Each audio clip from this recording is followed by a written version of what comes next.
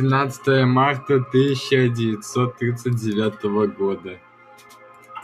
Казалось бы, обычная республика Арабской Ассамблеи из Саудовской Аравии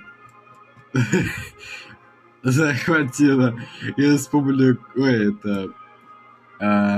вот эту вот провинцию Мурманск, Онегу,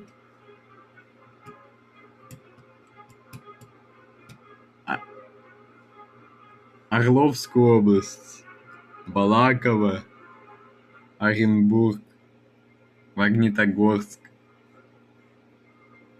Семипалатинск, Памир